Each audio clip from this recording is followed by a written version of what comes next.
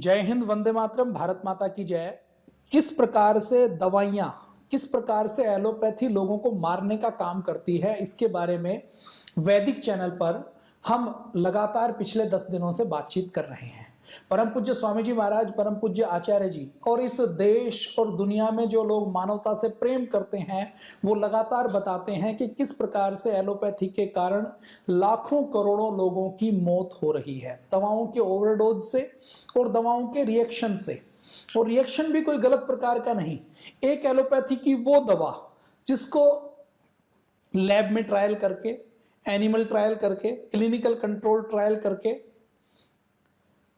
सब तरह से रिसर्च करके, मोहर लगाकर एफडीए जैसी एजेंसियां अप्रूव करती हैं, उसके बाद भी उस दवा से हार्ट फेल होता है, लीवर फेल होता है, किडनी फेल होती है, उस दवा से गंभीर रिएक्शन होती है, मौत तक हो जाती है। इन सबको होने के बाद भी इसी पैथी को यह माना जाता है कि केवल यही पैथी है जो पूरी दुनिया में चल सकती है, बाकी पैथियों के ऊपर तो बैन लगाना चाहिए, बाकी पैथी किसी काम की नहीं।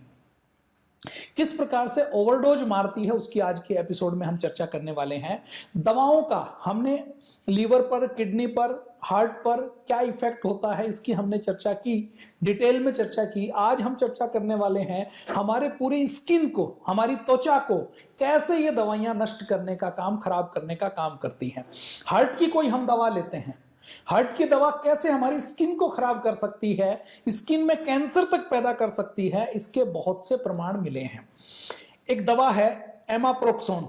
ये जो एमाप्रोक्सोन है, ये दवा हार्ट रोगियों के लिए, दिल के मरीजों के लिए, इसको एंजाइना पेन के लिए, दिल में जो दर्द होता है उसके लिए इसको प्रेस्क्राइब किया गया। फ्रांस में 1969 में, 1969 में इसको अप्रूव किया गया। और जैसे इसको अप्रूव किया तो यह पता लगा कि यह तो गंभीर हमारी स्किन के अंदर एलर्जी पैदा करती है, स्किन के अंदर ऐसी टॉक्सिसिटी पैदा करती है जिससे स्किन इरिटेट हो जाती है, गंभीर स्किन की बीमारियां हो जाती हैं। और जब एक दो नहीं सैकड़ों हजारों में ये केस आए तो फिर इस दवा एमोप्रोक्सोन के ऊपर 1 साल के अंदर बैन लगाना पड़ा। अब आप कल्पना कीजिए कि दवा हार्ट की है, हार्ट को ठीक करती है या नहीं करती इसकी कोई गारंटी नहीं है, लेकिन हार्ट के साथ वो आपकी लीवर फेल कर सकती है, आपकी किडनी फेल कर सकती है, वो आपकी स्किन में भयंकर रिएक्शन कर सकती है। ऐसे ही जो स्किन की, त्वचा की हम दवा लें और उसी से स्किन का कैंसर तक हो जाए, ऐसी आप कल्पना कर सकते हैं। ये एलोपैथी की ऐसी पैथी है जिसमें आप हार्ट को ठीक करने की दवा लें और वही हार्ट अटैक का कारण बन जाए, आप लीवर को ठीक करने की दवा लें और वही लीवर को फेल करने का कारण बन जाए, आप किडनी को ठीक करने की दवा लें और वही किडनी फेल करने का कारण बन जाए। ऐसा भी एलोपैथी में होता है।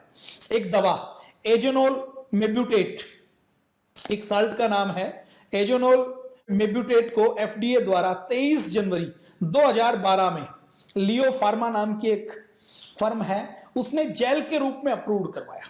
अप्रूव्ड क्या कहकर करवाया कि ये एंजेनल मेब्यूटेट नाम का ये जेल यदि स्किन के ऊपर लगाते हैं तो सूर्य की किरणों से, देखिए भारत ऐसा देश है जहां पर सूर्य से कोई नुकसान होने की संभावना नहीं है, लेकिन ऐसे दूसरे कई देश हैं जहां पर सूर्य की किरणें, अल्ट्रावायलेट किरणें ऐसी आती हैं जो स्किन कैंसर पैदा करती हैं, जो स्किन को खराब करने का काम करते हैं। तो कुछ देशों के लोग बहुत अवेयर रहते हैं कि हमारे स्किन में किसी प्रकार का कैंसर ना हो।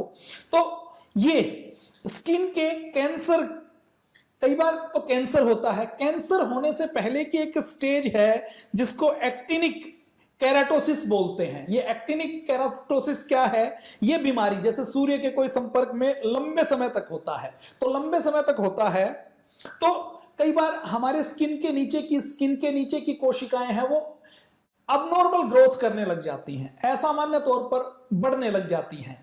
तो लियो फार्मा ने ये कहा कि ये जो हमने साल्ट खोजा है, इसको जेल के रूप में, क्रीम के रूप में यदि लगाया जाए तो ये सूर्य की किरणों से जो कोशिकाओं की असामान्य वृद्धि होती है, ग्रोथ होती है, इसको रोक लेती है।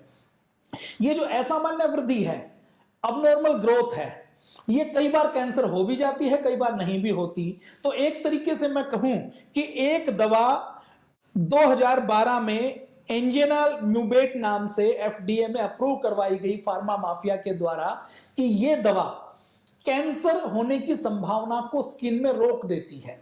अब हुआ क्या, आप देखिए, जैसे ही इसको लॉन्च किया गया पूरे देश में, दुनिया में इसको बेचा गया, केवल यूएस में नहीं दूसरे देशों में भी इसको बेचा गया। पिकाटो के नाम से इसका एक ब्रांड बनाया गया, ब्रांड नेम से बेचा गया ये साल्ट।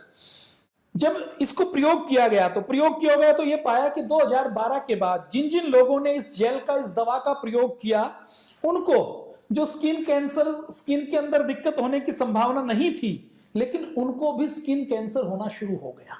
अब कनाडा के हेल्थ डिपार्टमेंट ने जब एंजिनॉल और म्यूबेट और स्किन कैंसर के बीच में ये कोशिश करने की कोशिश की कि इसके बीच में कोई रिलेशन है या नहीं है, तो 12 रिसर्च पेपर उन्होंने पब्लिश किए। 12 रिसर्च पेपर के आधार पर उन्होंने आकलन किया तो ये पाया कि ये जो एंजिनॉल म्यूबेट है, ये स्किन कैंसर करने का कारण करती है। फार्मा कंपनी बेच किसके लिए रही है? बेच इस नाम से रही है कि ये आपको स्किन कैंसर से बचाएगी। लेकिन रिसर्च ने क्या पाया? रिसर्च ने ये पाया, कनाडा सरकार की हेल्थ डिपार्टमेंट की रिसर्च ने ये पाया कि ये तो खुद कैंसर करने का कारण करती है। और 8 सालों तक, उसके बाद यूरोपियन मेडिसिन एजेंसी ने भी इस मुद्दे की समीक्षा की। जब शुरू में कनाडा के हेल्थ डिपार्टमेंट ने लियो फार्मा को यह कहा कि इससे कैंसर होता है, तो उन्होंने कहा कि इससे तो बिल्कुल कैंसर नहीं होता, हमारी दवा तो बिल्कुल सेफ है, हमने तो इसके ऊपर खूब रिसर्च की है। उन्होंने इसके कई रिसर्च प्रमाण दिए। प्रमाण देने के बाद यूरोपियन मेडिकल एजेंसी को इसका पता लगा, उन्होंने भी इसके ऊपर शोध की, इसके ऊपर मंथन किया तो उन्होंने भी ये पाया, उन्होंने निष्कर्ष निकाला अप्रैल 2020 में कि ये जो एंजिनॉल म्यूबेट है, ये जो साल्ट है, इससे जो दवा बनाई जाती है, ये स्किन कैंसर के खतरे को कई गुना ज्यादा बढ़ा देती है। और इसके जो जोखिम है, ये जो बचाने का काम करती है, वो बचाने का काम तो 100 में से 1% करती है, लेकिन जो बढ़ाने का काम करती है वो 100% करती है। और नतीजा क्या हुआ? 11 फरवरी 2020 को जब लियो फार्मा को यह पता लगा कि यदि अभी भी मैंने ये दवा बाजार में रखी तो मुझे अरबों डॉलर का हर्जाना देना पड़ेगा, तो लियो फार्मा ने अपने आप स्वेच्छा से इस दवा को पूरे बाजार से हटा लिया। अब आप कल्पना करके देखिए कि एक दवा जो स्किन कैंसर से बचाने के लिए एलोपैथी की फार्मा कंपनी दावा करती है, और ये जो फेलियर है, ये एक दवा जो कैंसर बचाने का काम करती है वो कैंसर करने का कारण करे, तो ये एक प्रमाण है कि पूरा हेल्थ सिस्टम फेलियर है। जिसके ऊपर आप भरोसा करके आप दवा लेकर आते हैं, वो दवा आपको गंभीर बीमार करने का काम कर सकती है। आगे और प्रमाण देखिए, पूरी दुनिया में सबसे ज्यादा रोगी हैं दर्द के। पेन मैनेजमेंट के नाम से बहुत बड़ा बाजार है। पेन मैनेजमेंट के नाम से नई नई दवाएं निकाली जाती हैं। अफीम, ओपियम के नाम से दवा बनाई गई, लाखों लोगों को उसका एडिक्ट बनाया गया, और एक बहुत बड़ा स्कैंडल पूरी दुनिया में हुआ, और उसमें बड़ी बड़ी कंपनियां शामिल थी, उनके ऊपर हजारों करोड़ का जुर्माना लगाया गया। मैं आपके सामने एक बात और करता हूं, दर्द और सूजन की हम दवा लेते हैं दर्द को दूर करने की, वो दर्द को दूर करने की दवा भी हमारी स्किन को, हमारी त्वचा को खराब करने का कारण बन सकती है। आइसोक्सीकैम नाम से एक सॉल्ट खोजा गया, नॉन स्टीरॉयड एंटी इंफ्लेमेटरी एक ड्रग खोजी गई, अलग अलग ब्रांड नाम से इसको बेचा जाने लगा। वार्नर लैम्बर्ट नाम की एक बड़ी फार्मा कंपनी है, उसने 1983 में इस दवा को यूरोप में, यूके में, यूएसए में बेचने के लिए अप्रूव करवाया। आइसोक्सीकैम लोगों ने, डॉक्टरों ने लिखना शुरू किया, लोगों ने लेना शुरू किया। जिसको भी दर्द था, जिसको सूजन थी, जिसको जोड़ों का दर्द था, अर्थराइटिस के मरीजों की एक बड़ी संख्या पूरी दुनिया में है, उनको ये सोचकर इसको लिखा गया कि ये नई दवा है, इसको लेने में किसी भी प्रकार का साइड इफेक्ट नहीं है, इसका प्रयोग करो।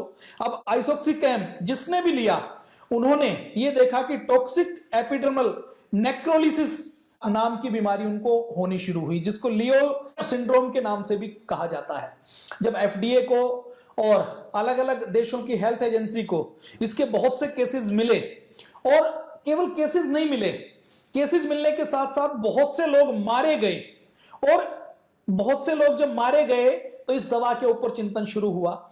इस दवा के साइड इफेक्ट क्या क्या हुए? लोगों ने दवा ये सोचकर ली कि इस दवा को हम लेंगे तो हमारा पेन मैनेजमेंट हो जाएगा, हमारे शरीर के अंदर ये पेन किलर का काम करेगी और हमारे शरीर को पेन की अनुभूति कम करने का काम करेगी।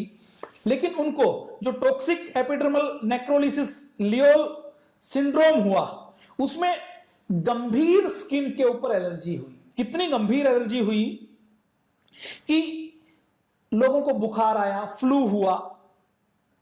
2-3 दिन एलर्जी हुई तो 2-3 दिन के बाद स्किन के ऊपर छाले पड़ने शुरू हो गए, दर्द होना शुरू हो गया, नाक से मुंह से सब जगह में छाले हो गए, सांस लेना मुश्किल हो गया, कुछ भी खाना मुश्किल हो गया, और गंभीर कॉम्प्लिकेशन में डिहाइड्रेशन की सिचुएशन बन गई, निमोनिया हो गया और ऑर्गन फेलियर हुआ। मतलब दवा ली पेन किलर के नाम से और उस पेन किलर नाम की दवा ने मल्टी ऑर्गन फेलियर का काम किया।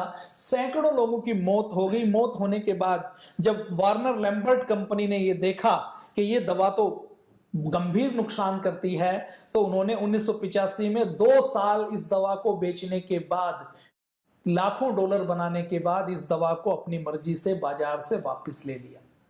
देखिए, दवा कंपनी की मर्जी है, वो एक फर्जी दवा बनाए, फर्जी रिसर्च रिपोर्ट छापे, फर्जी क्लिनिकल कंट्रोल ट्रायल करे, झूठे डाटा सबमिट करे, एफडीए के और नियामक एजेंसियों के अधिकारियों को रिश्वत खिलाकर उसकी अनुमति ले ले, और अनुमति लेने के बाद जब उसके साइड इफेक्ट हो तो उसके ऊपर कोई कार्रवाई ना हो और वो अपनी दवा को वापस ले ले। तो आप कल्पना कीजिए कितनी खतरनाक सिचुएशन है। कोई व्यक्ति एक गाड़ी से अनजाने से किसी व्यक्ति को मारता है तो उसको जेल होती है। कोई व्यक्ति किसी का मर्डर करता है सुनियोजित तरीके से तो उसको जेल में डाला जाता है, उसके ऊपर हत्या का मुकदमा चलाया जाता है। लेकिन एलोपैथी की गलत दवाएं बनाकर, जहरीली दवाएं बनाकर आप हजारों लाखों लोगों को मार दें और अपनी मर्जी से फिर बाद में उस दवा को वापस ले लें, तो पूरी दुनिया में ये देखने वाला नहीं है, ये जिम्मेदारी तय करने वाला कोई नहीं है कि इन दवाओं के कारण आपको नुकसान हुआ तो इसकी कोई भरपाई करेगा, या उस दवा कंपनी के ऊपर मर्डर का केस चलाया जाएगा जिसने लाखों करोड़ों लोगों को मारने का काम किया। लेकिन कोई इसकी चिंता करने वाला नहीं है। मैं आगे आपको एक एग्जांपल और देता हूं जो ऐसे ही पेन किलर के नाम से दवा है, ऑक्सीफेन बूटाजोन। ऑक्सीफेन बूटाजोन को भी एक non steroid anti inflammatory drug के रूप में डिस्कवर किया गया। दर्द के लिए, बुखार के लिए, सूजन के लिए, इन्फ्लेमेशन के लिए इसको प्रयोग किया जाता था। रूमेटाइड अर्थराइटिस, क्योंकि पूरी दुनिया में बहुत से लोग हैं वात रोगी हैं, उनके लिए इसको प्रयोग किया जाता था। ऑक्सीफेन बूटाजोन को 1960 में अप्रूव किया गया। 1960 से लेकर 1985 तक यूरोप में, अमेरिका में, जर्मनी में, फ्रांस में, कनाडा में, यूएस में, यूके में, सारी दुनिया के बाजारों में इस दवा को खूब बेचा गया। और खूब बेचा गया तो बाद में यह पता लगा कि यह दवा गंभीर स्किन रिएक्शन करने का काम करती है, त्वचा के ऊपर एलर्जी करने का काम करती है। जिन्होंने इस दवा को लिया उनकी त्वचा के ऊपर फफोले हो गए, त्वचा के ऊपर रैसेज आ गए, त्वचा के ऊपर खुजली होनी शुरू हो गई, त्वचा फटनी शुरू हो गई। और जब गंभीर नुकसान इसके सामने आए, और नुकसान सामने आने के बाद जब लोगों ने उस कंपनी को बोलना शुरू किया कि आपकी इस दवा की वजह से दिक्कत होती है, बोन मैरो सप्रेसेंट का भी काम इसने किया, बोन मैरो तक को डैमेज करने का काम किया, तो उसके बाद 1985 में मार्च में कंपनी ने इसको भी वापस ले लिया। सवाल फिर यही उठता है कि यदि ये दवाएं इतनी खतरनाक थी तो कौन सा क्लिनिकल कंट्रोल ट्रायल हुआ, किसने रिसर्च की और किसने अनुमति दी? और अनुमति देने के बाद लाखों, अगर सैकड़ों लोग मरे हैं, उनको दिक्कत हुई है, तो क्या ऐसी कंपनियों के ऊपर मर्डर का केस नहीं चलना चाहिए? भारत की मैं बात करूं तो ये जो दवा जो यूके में, यूएसए में, अमेरिका में, जर्मनी में, फ्रांस में बैन है, ये दवा आज भी भारत में उपलब्ध है। आप कल्पना करके देखिए, जो दवा दूसरे देश 1985 में बैन कर गई और 1985 तक भी 25 साल तक ये दवा यूरोप के बाजारों में, अमेरिका के बाजारों में बेची जाती रही। 25 सालों में कितने रोगियों को नुकसान हुआ होगा, कितने रोगियों को गंभीर नुकसान होकर उनकी डेथ तक हुई होगी, उसका जिम्मेदार कौन है? कोई जिम्मेदारी नहीं लेता। सरकारों को कोई चिंता नहीं है। आपके हेल्थ की चिंता यदि आप नहीं करेंगे, हमारे हेल्थ की चिंता यदि हम नहीं करेंगे, तो उसकी चिंता करने के लिए पूरी दुनिया में दूसरा कोई व्यक्ति नहीं है।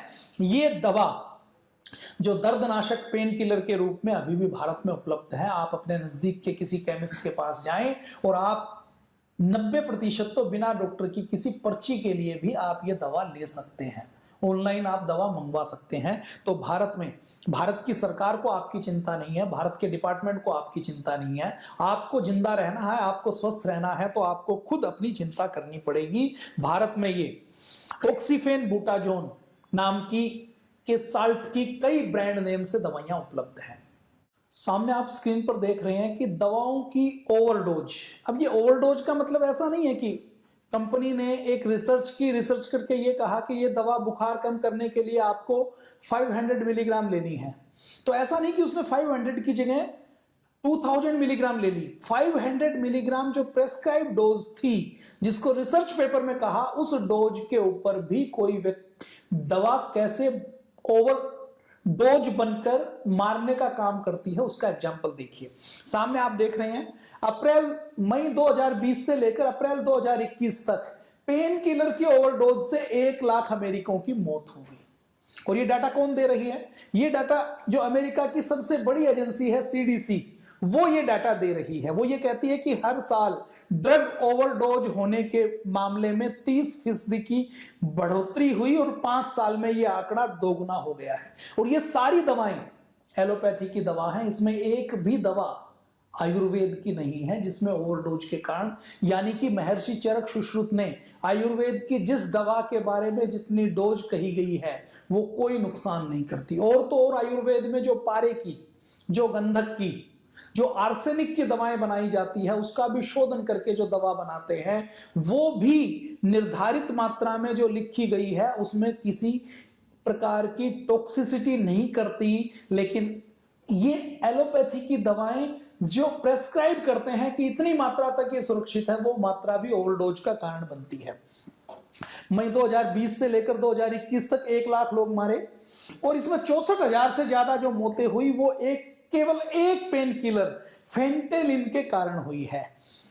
National institute of drug abuse की डॉक्टर नोरा ये कहती हैं कि पेन किलर का जो उन्होंने इस्तेमाल उन्होंने लिमिटेड, एक दिन में एक खानी है तो एक ही खाई, लेकिन उस खाने में भी उनको ओवरडोज होने के कारण उनकी मौत हुई। तो आप कल्पना करके देखिए कि अमेरिका में जो लगभग 8 लाख अमेरिकी कोरोना से पहले साल मरे, उसमें से 16% हिस्सा ओवरडोज के कारण मर गया है। फेंटेनिल पाउडर के रूप में आते हैं और जो मरने वाले 70% लोग हैं वो 50 से 54 साल की उम्र के हैं। तो आप ये देख सकते हैं कि कैसे एलोपैथी की दवा मारने का काम करती हैं। 1 लाख व्यक्ति यदि अमेरिका में मर सकते हैं तो आप कल्पना कीजिए कि ये कितना गंभीर मामला है। ये ग्राफिकल फॉर्मेट में दिखाया गया है ओवरडोज के कारण 1999 से लेकर 2020 तक कितनी डेथ हुई है। जैसे जैसे एलोपैथी का प्रचार हो रहा है वैसे वैसे आप डेथ का मामला देख लीजिए। 1999 में जहां 20,000 मामले थे, 2020 आते आते वो मामले 91,000 पहुंच चुके हैं। ये सब एलोपैथी की दवाओं के ओवरडोज के मामले हैं। कुछ और मामलों की हम चर्चा करते हैं। ओवरडोज का मतलब ऐसा नहीं है कि एक दवाई ली है उसकी जगह एक गोली की जगह 10 गोलियां खा ली। ओवरडोज का मतलब यही है कि एक पैरासीटामोल लिखी हुई थी 500 mg की, 500 mg की ही ली, लेकिन उस 500 mg की पैरासीटामोल ने भी मारने का काम किया। अब मैं कुछ एग्जांपल आपके सामने और देता हूं। बेजिट्रामाइड के नाम से एक साल्ट खोदा गया। ये जो साल्ट था ये पेन किलर का काम करता था और साथ में ये एनाल्जेसिक था, मतलब जो हमारे शरीर के अंदर दर्द की अनुभूति होती है उस दर्द की अनुभूति को दूर करने के लिए 1961 में इसको जैनसीन फार्मा एक कंपनी है जो अब जॉनसन एंड जॉनसन कंपनी का एक हिस्सा बन चुकी है। वही जॉनसन एंड जॉनसन जिसके बेबी पाउडर को कैंसर होने के कारण पूरी दुनिया के बाजारों से हटाया गया। 1961 में इसको खोजा गया। 1970 तक, 61 से लेकर 70 तक जॉनसन फार्मा ने यह कहा कि हमने इसके ऊपर खूब क्लिनिकल कंट्रोल ट्रायल कर लिए हैं और एफडीए से उन्होंने अप्रूवल ले लिया और अप्रूवल लेकर बर्गोडिन के नाम से एक टेबलेट बनाकर उन्होंने इसकी मार्केटिंग करनी शुरू की और ये कहा कि ये पेन मैनेजमेंट के लिए, दर्द को दूर करने के लिए बहुत सेफ दवा है। खूब दिया गया, खूब बेचा गया। लगभग 35 साल तक इस दवा को यूरोप के बाजारों में, यूके के बाजारों में, यूएसए के बाजारों में बेचा जाता रहा। लेकिन 2004 आते आते जब पता लगा कि इस दवा से मृत्यु तक हो जाती है, एक 5 साल के बच्चे ने जिसका वेट ठीक ठाक था, अपनी मां की पर्स में बेजिट्रामाइड नाम की टेबलेट थी, उसने वो टेबलेट खा ली और टेबलेट खाते ही उसकी मौत हो गई। ऐसे जब बहुत से मामले आए कि ये टेबलेट तो दर्द को दूर करने का काम नहीं करती बल्कि मौत के दर्द को देने का काम करती है। तो सबसे पहले नीदरलैंड की मार्केट से इसको हटाया गया, उसके बाद दूसरे देशों की मार्केट से भी इसको हटाया गया और बाद में ये बताया गया कि ये कोई पेन किलर नहीं है बल्कि ये तो एक तरीके से अफीम, चरस, हेरोइन जैसी दवा है जो एक बार नशे की उस हालत में व्यक्ति को पहुंचा देती है जहां दर्द की अनुभूति नहीं होती। तो ड्रग माफिया क्या करता है, ये इसका एक बड़ा एग्जांपल है। कोप्रोक्सामोल नाम से एक और दर्दनाशक दवा बनाई गई। इसका भी दर्द को, इन्फ्लेमेशन को, सूजन को दूर करने के लिए इसको मार्केटिंग किया गया और मार्केटिंग करके इसको पैरासीटामोल के साथ, इसको कॉम्बिनेशन के साथ प्रेस्क्राइब किया गया। ऑस्ट्रेलिया में कैपाडेक्स के नाम से, डाइजेसिक के नाम से, साउथ अफ्रीका में लेंटोजेसिक के नाम से, फ्रांस में डाई एंटालिविक के नाम से इसको बेचा गया। लगातार इसको बेचा जाता रहा। जब 10, 15, 20 साल तक लगातार इसको बेचा जाता रहा तो यह पता लगा कि यह तो गंभीर मौत का कारण बनती है, इसकी तो टॉक्सिसिटी बड़ी खतरनाक है। तो सबसे पहले 2005 में यूके के बाजारों से इसको हटाया गया। 2005 से 2007 में इसके ऊपर आंशिक बैन लगाया गया और 2008 तक जब पता लगा कि ये तो दर्द दूर नहीं करती बल्कि मारने का काम करती है और ये दवा तो ऐसी है जिसको कोई व्यक्ति खाता है तो खाकर उसकी मृत्यु निश्चित है। और तो और अमेरिका में, इंग्लैंड में एक छोटा सा स्थान है, वेल्स नाम का, एक यूके के अंदर जो यूनाइटेड किंगडम है उसके अंदर एक देश है, उसमें 1997 से 1999 के बीच कोप्रोक्सामोल को केवल इसलिए खाया गया कि यदि मरना है तो मरने के लिए, आत्महत्या के लिए इससे अच्छी और कोई दवा नहीं है। तो एलोपैथी की दवा ऐसी है जो मारने का काम करती है। कोई व्यक्ति संसार से उगता गया है जिसको आत्महत्या करनी हो, वो ये दवा खाए तो ये समझ आती है, लेकिन कोई समझदार, जिम्मेदार व्यक्ति है वो अपनी दर्द को दूर करने के लिए अपने लीवर को, किडनी को, हार्ट को, बीपी को, कोलेस्ट्रॉल को, डायबिटीज को, थायराइड को, माइग्रेन को दूर करने के लिए यदि एलोपैथी की दवा खाता है तो वो बहुत बड़ी गलती करता है। नींद की ऐसी बहुत सी दवाएं हैं जो मृत्यु का कारण बनती है। एमोबार्बिटल नाम का एक साल्ट खोजा गया। एमोबार्बिटल को सोडियम एमिटल के नाम से भी जाना जाता है। एमोबार्बिटल को स्लीपिंग पिल्स के नाम से भी डाला जाता है। 1923 में जर्मनी में इसकी खोज की गई, इसकी डिस्कवरी की गई और एंजाइटी के लिए, एपिलेप्सी के लिए, इंसोम्निया के लिए, अनिद्रा के लिए, दौरों के लिए, चिड़चिड़ेपन के लिए इसके ऊपर क्लिनिकल कंट्रोल ट्रायल की, रिसर्च का ड्रामा किया गया और इसको अप्रूव किया गया एली लिली दवा कंपनी द्वारा। अमेरिका में इसको एमिटल ब्रांड के नाम से मार्केटिंग किया गया और मार्केटिंग करते ही ये एक नशे की दवा के रूप में पॉपुलर हो गई कि ये नींद नहीं लाती, नींद ना आने का जो कारण है उसका इलाज नहीं करती, बल्कि ये तो नशे में व्यक्ति को डुबो देती है। और इसका गलियों में नाम ये पड़ गया कि किसी को नशा करना है, किसी को बेहोशी की हालत में पहुंचना है तो वो इस दवा को खाए। ब्लूज के नाम से, ब्लू एंजल्स के नाम से, ब्लू बर्ड के नाम से, ब्लू डेविल के नाम से, ब्लू हेवेंस के नाम से इन नीले कैप्सूल का नाम पड़ गया कि जिसको भी नशा करना है तो नशा करने के लिए अफीम, चरस, हेरोइन नहीं मिल सकती तो उसकी जगह ये दवा ले लें। तो ये एलोपैथी की कंपनियां नशे की ऐसी दवाओं का एडिक्ट बनाते हैं कि व्यक्ति आत्महत्या करने के लिए तैयार हो जाता है। ऐसे ही इस एमोबार्बिटल की ओवरडोज के कारण 1980 में इसको बाजार से हटाया गया, लेकिन 1923 से लेकर 1980 तक 57 सालों तक ये दवा लगातार बिकती रही। और इस दवा के साइड इफेक्ट में जब ये पता लगा कि जो व्यक्ति इस दवा को लेता है चिड़चिड़ा हो जाता है, नींद नहीं आती, बुखार आता है, शरीर का टेम्परेचर कम हो जाता है, डिसीजन पावर खत्म हो जाती है, एक व्यक्ति के 2 व्यक्ति दिखाने लग जाते हैं, सांस की तकलीफ होती है, हार्ट बीट स्लो डाउन हो जाती है, जुबान लड़खड़ा जाती है, चक्कर आते हैं, सोने में परेशानी होती है, आंखों की पुतलियां घूमती रहती हैं, कमजोरी हो जाती है और ओवरडोज के कारण मृत्यु भी हो जाती है। ये पता लगने में 57 साल लग गए। 57 साल तक नशे का कारोबार ऐसे ही फार्मा कंपनी करती रही और 1980 में जब इसको बाजार से हटाया गया तो 57 सालों में इसने कितने लाखों लोगों को मौत दी होगी उसकी कोई स्टडी नहीं, कोई उसकी जिम्मेदारी तय नहीं करता। ऐसे ही साइक्लोबार्बिटल नाम की एक दवा जिसको नींद की दवाई के रूप में डायाजेपाम और दूसरे कॉम्बिनेशन के साथ इसको बेचा जाता था, इसके बारे में भी जब 20 साल में पता लगा कि ये दवा तो मौत का कारण बनती है, तो 2019 में इसके ऊपर बैन लगाया गया। ऐसे ही मेथाक्वालोन नाम की एक दवा नींद के लिए लॉन्च की गई।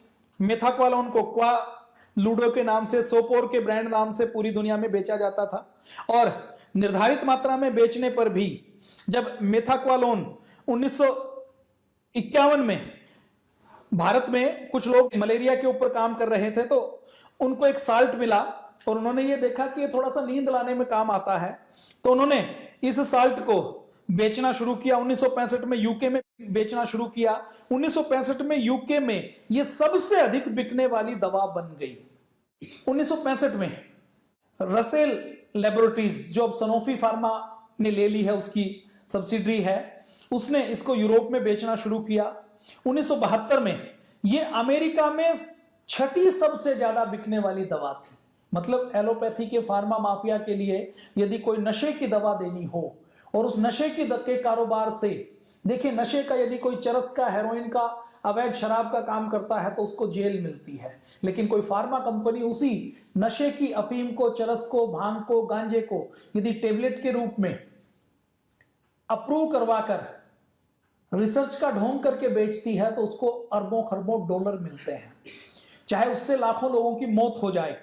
तो अमेरिका में छठी सबसे ज्यादा बिकने वाली यह दवा बन गई 1972 तक, और 1972 में इसका नींद नहीं आने के इलाज के रूप में, मांसपेशियों को रिलैक्स करने के रूप में इसको देना शुरू किया। और उसके बाद जब ओवरडोज के कारण नर्वस सिस्टम ब्रेकडाउन होना शुरू हुआ, लोगों को कोमा में जाना शुरू हुआ, तो ये आवाज जब हर जगह से उठनी शुरू हुई, तो ये दवा तो मारने का काम करती है।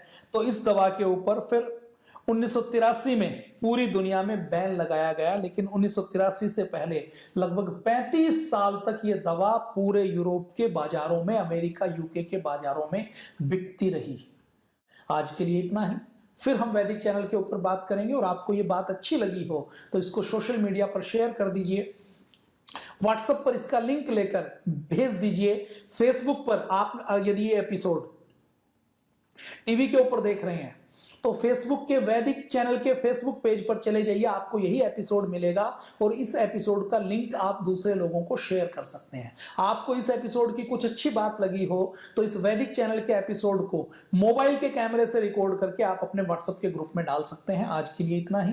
जय हिंद, वंदे मातरम, भारत माता की जय।